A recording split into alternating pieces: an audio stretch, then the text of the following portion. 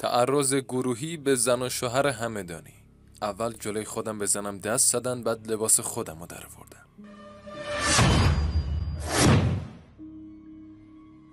در 22 شهریور ماه سال 1403 خانومی به نام منیره با اداره آگاهی تماس میگیره و اعلام میکنه یه زن غریبه با بدن خونین تو حیاط خونش افتاده. وی در ادامه گفت که به اورژانس هم زنگ زده، اما با توجه به شرایطی که طرف داره مطمئنه که تموم کرده.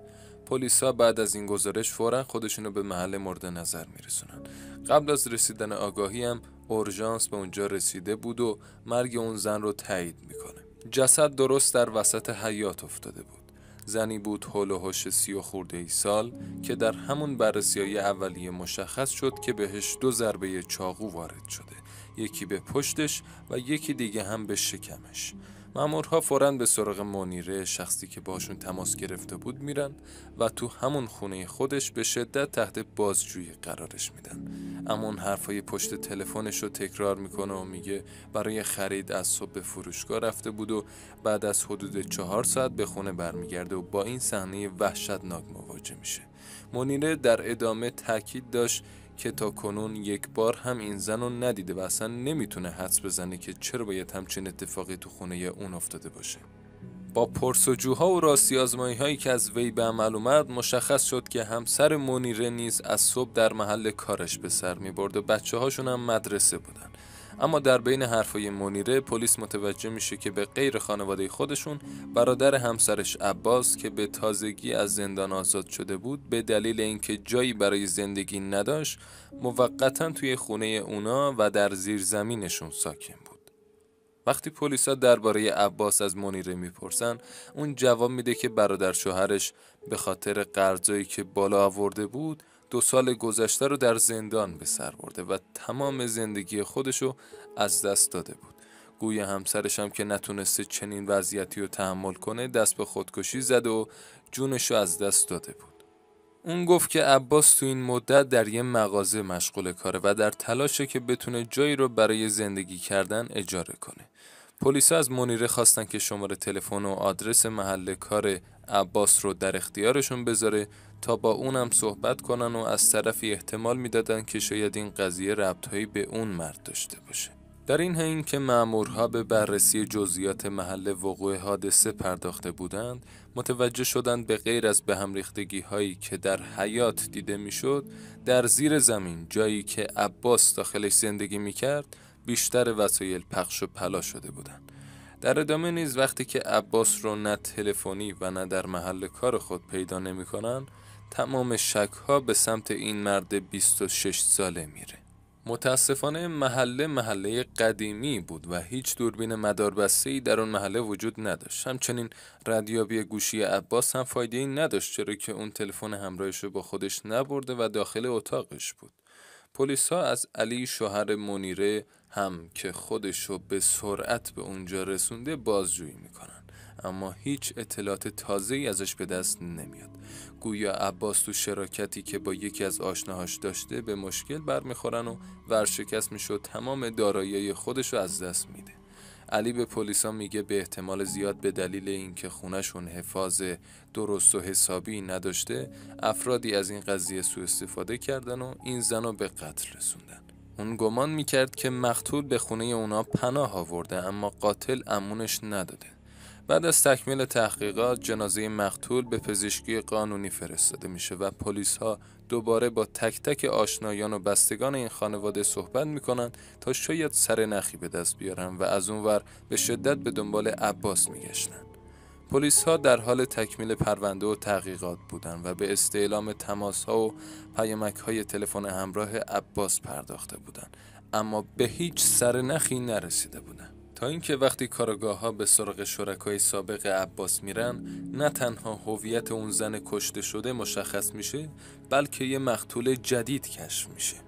جنازه متعلق به زنی به نام سعیده بود، 39 ساله که همسری به اسم فرهاد داشت که درست همون روزی که همسرش رو کشتن، اون نیز در ویلای خود به قتل رسیده بود. وضعیت فرهاد خیلی وخیم‌تر از همسرش بود و قاتل جوری ضربات متعدد چاقو رو به بدن اون وارد کرده بود که جای سالم تو بدنش پیدا نمی‌شد.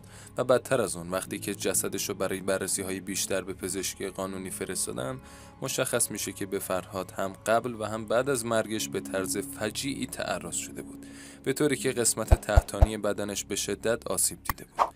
چیزی که در این دو قتل به خصوص کشته شدن فرهاد به چشم می اومد، قضیه انتقام گیری اون هم از سمت عباس بود. وقتی هم که جواب دی ان ای ها میاد و دی ان ای عباس رو روی بدن فرهاد پیدا میکنن، قاتل پرونده مشخص میشه.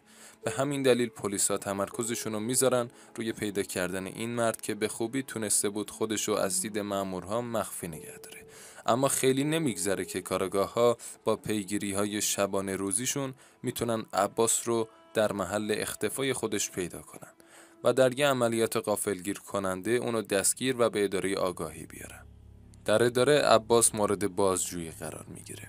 وی از اینکه دستگیر شده بود ابراز ناراحتی کرد، اما نه برای اینکه قرار بود به خاطر اعمالی که انجام داده مجازات بشه، بلکه برای اینکه میخواست انتقامش رو از نفرای سوم و چهارمی هم بگیره.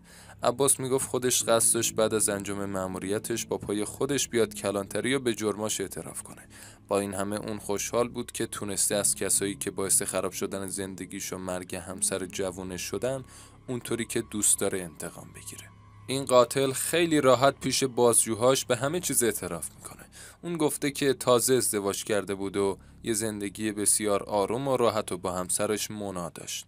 همچنین به آرزوی دوران کودکیش هم رسیده بود و تونسته بود با سختی یه مغازه تعمیرات لوازم خونگی باز کنه و خرجشون رو در بیاره، تا اینکه سر و کله سعیده و فرهاد به زندگیشون باز میشه. فرهاد یکی از همکلاسی‌های دوران راهنمایی عباس بوده و خیلی اتفاقی با هم دیگه آشنا میشن و یه صمیمیتی بینشون به وجود میاد.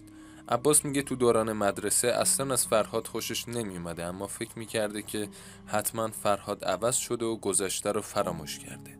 خیلی زود فرهاد بهش پیشنهاد میده که بیاد همراه با یکی از آشناهاش یه شرکت کوچیک بزنن و انقدر تبلیغ این بیزینس رو میکنه که عباس مجاب میشه ریسک کنه و تمام سرمایه‌اش رو که یه مغازه بوده بذاره تو این کار.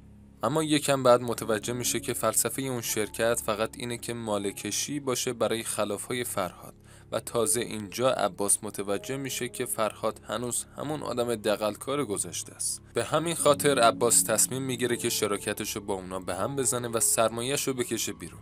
اما انگار که فرهاد پیش بینی اینجا رو کرده باشه، خیلی راحت بدون اینکه عباس بتونه کاری یا شکایتی انجام بده، کل اموالشو بالا میکشه و از شرکت هم میندازتش بیرون.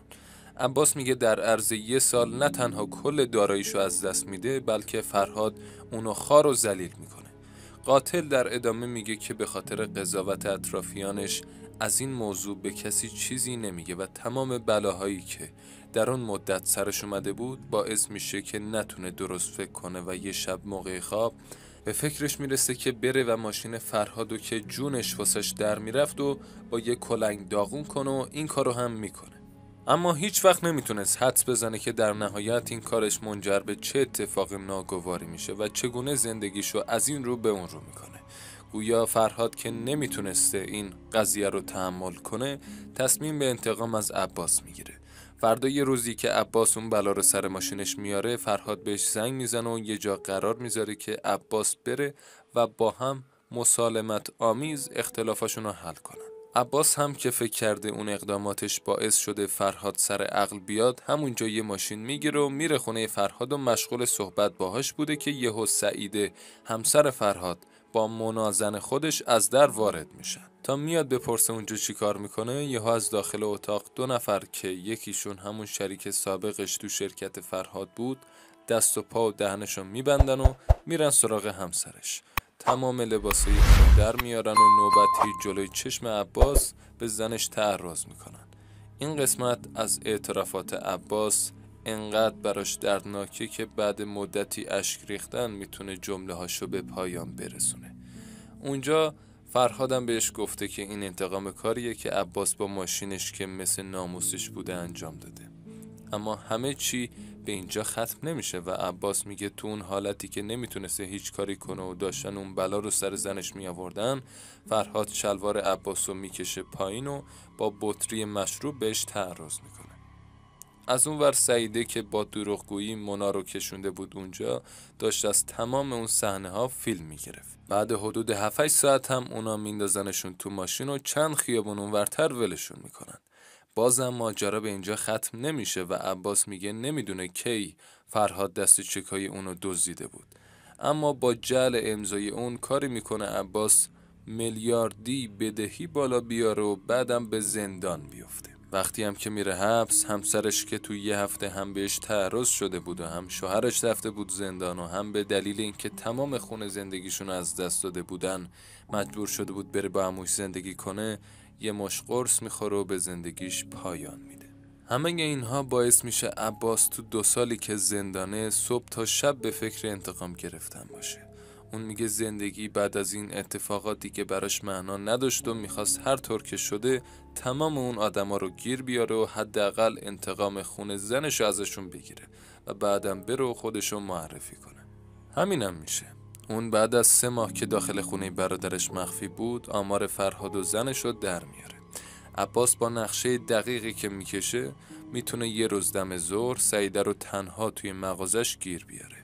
اون با یه تفنگ الکی تهدیدش میکنه کرکره رو بکشه پایین و بعد با هر چی دم دستش بود به سعیده تعرض میکنه و از اون فیلمای بسیار خجالت آوری ضبط میکنه، جوری که حتی خود سعیده توان دیدن اون ویدیوها رو نداشته، چه برسه به این که دست کسی بیفته. عباس تهدیدش میکنه که این فیلم‌ها رو تو اینترنت با اسم و شماره تلفنش پخش میکنه و بعد میذاره و میره. نقشش هم این بوده که سعیده رو بکشونه داخل خونه برادرش و دخلشو بیاره و همینم میشه. سعیده میاد اونجا تا در عوض فیلم هایی که از عباس و زنش داره فیلم های خودشو بگیره و نمیدونست که عباس چه نقشه‌ای براش کشیده. تو این بین گویا فرهاد به دلایل نامشخصی به زنش مشکوک شده بود و تا خونه ی برادر عباس اونو تعقیب میکنه و درست تو لحظه‌ای که عباس میخواست به سعیده چاقو بزنه فرهاد سر میرسه. سعیده هم از فرصت استفاده میکنه و میخواد فرار کنه که عباس تو حیاط گیرش میاره و از پشت میزندش. عباس میگه فرهاد اول میخواست بیاد کمک زنش، اما وقتی میبینه عباس چاقو رو اونجور تو بدن سعید فرو کرده میترسه و در میره. عباس هم میره دنبالش و اونو تا ویلاش تعقیب میکنه. عباس میگه فرهاد فکر میکرده اون وسطایی رو گمش کرده، بعدم وارد ویلاش میشه و بهش حمله میکنه.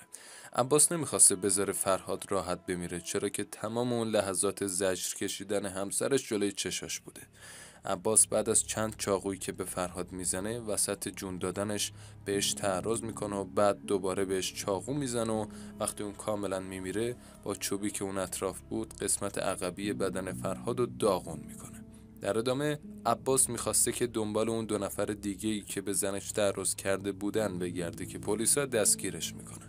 با وجود گذشتن حدود 6 ماه از این جنایات، پرونده هنوز بازه و پلیس‌ها در حال بررسی‌های ابعاد بیشتری از این ماجرا هستند، چون کوچکترین مدرکی تأثیر زیادی روی حکم نهایی برای عباس داره.